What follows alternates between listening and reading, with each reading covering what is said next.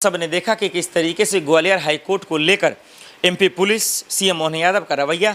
अब मैं सीधे सीधे राष्ट्रपति जी से, प्रधानमंत्री नरेंद्र मोदी जी से और राहुल गांधी जी से, तमाम वो सांसदों से अनुरोध करना चाहता हूं कि इस चीज़ को लेकर आवाज़ उठाएं और उन वकीलों से बात करें, बार एसोसिएशन से बात करें जो ग्वालियर हाईकोर्ट में मूर्ति न लगने देना चाहते हैं, जो उनका विरोध कर रहे हैं।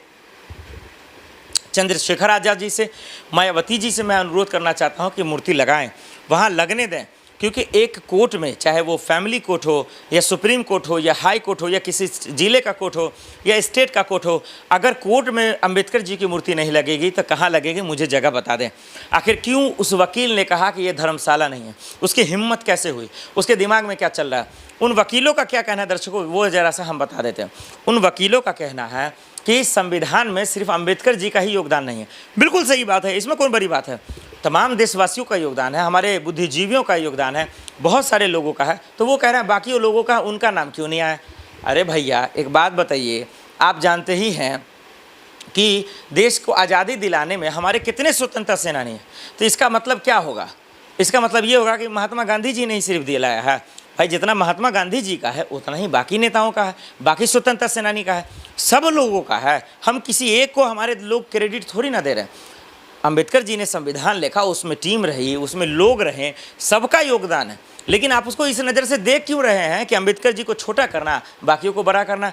यहीं पे तो छोटी सोच है, यहीं पे तो दलित विरोधी सोच है, यहीं पे तो संविधान विरोधी सोच है कि आपको समझना चाहिए, आपको बुझना चाहिए कि हमारे जितने स्वतंत्रता सेनानी हैं, चाहे किसी ने छोटा भी काम क्या हो, देश के लिए क्या हो, वो स्वतंत्रता सेनानी हैं, वो हिंदुस्तानियों के सीने में हैं। चाहे वो चंद्रशेखर आज़ाद हो, राजू हो, सुखदेव हो, चाहे कोई भी हो, चाहे भगत सिंह ही क्यों ना हो।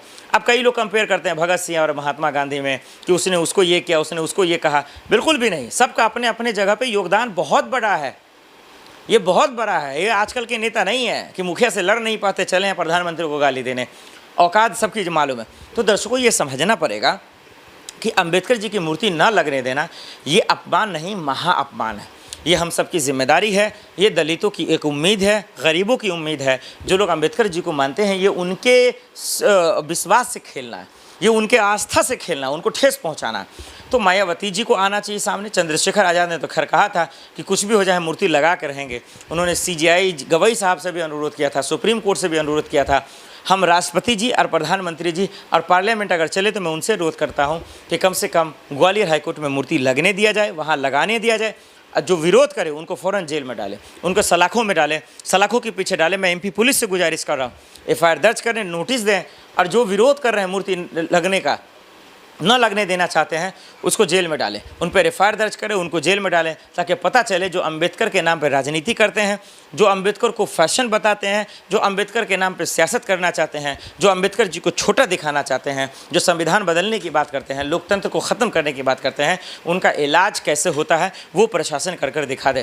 क्योंकि प्रशासन किसी का नहीं होता है, वो जनता का होता है। प्रशासन किसी नेता मंत्री का नहीं है, प्रशासन बिकने वाला चीज़ नहीं है। भले आज बिक जाते हैं वो अलग बात है, अधिकारी बिक जाते हैं अलग बात है। वो देश के हैं, वो जनता के हैं और जनता के महफूजगी के लिए हैं, और वो उनका जिससे आस्था जुड़ा हुआ है। जो संविधान सबका है, लोकतंत्र सबका है, अंबेडकर जी, महात्मा गांधी जी, हमारे तमाम स्वतंत्र सेनानी सबके हैं। उसका विरोध करने वाला इस देश का नहीं हो सकता, इस देश में नहीं रहना चाहिए, उसको जेल में होना चाहिए।